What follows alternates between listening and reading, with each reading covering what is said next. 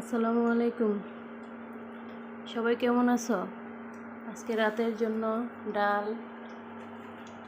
রান্না করছি আর ডিম ভুনা করব। এখন ডিম ভুনাটা করে নেব। ডিমটা ভাজার জন্য তেল দিয়ে দিলাম। এটা সরিষার তেল, আমি সব কিছুতে সরিষার তেলই দিয়ে রান্না করি।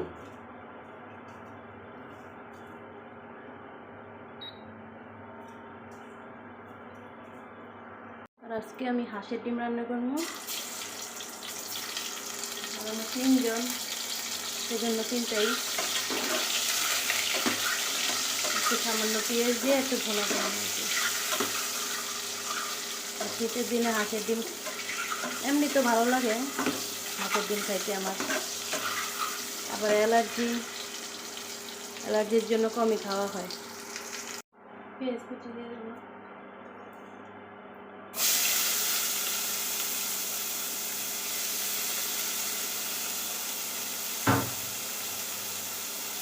একটা তেজপাতা দিয়ে দিলাম।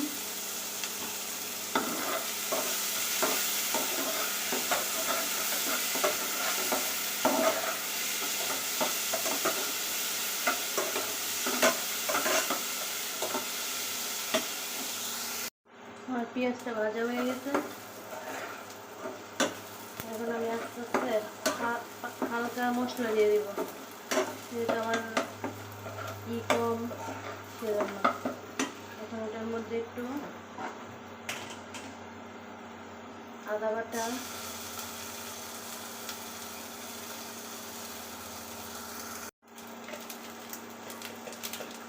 সামান্য মরিচের গুঁড়া, একটু হলুদের গুঁড়া, ধনিয়া গুঁড়া, সাথে একটু জিরে গুঁড়া দিয়ে দিব। পরেও দেওয়া যায়, কিন্তু জিরে গুঁড়োটা আগিয়ে দিয়ে দিলাম।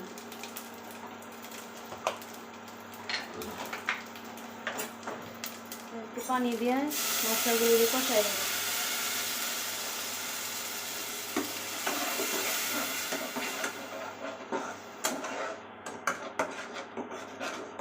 কষানো হয়ে গেলে ডিমগুলি দিয়ে দিব। 2-3টা কাঁচামরিচ দিয়ে দিব। লবণ দেওয়া হয় নাই, সামান্য একটু লবণ দিয়ে দিলাম। মশলা কষানো হয়ে গেছে, ডিমটা দিয়ে দেই।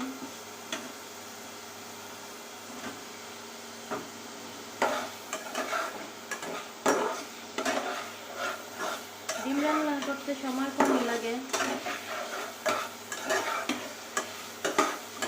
ডিম ভাজাটা ভালো লাগে না, ডিম ভুনাটাই ভালো লাগে। ডিমের কুরমাটা তাহলে বেশি ভালো লাগে খাইতে।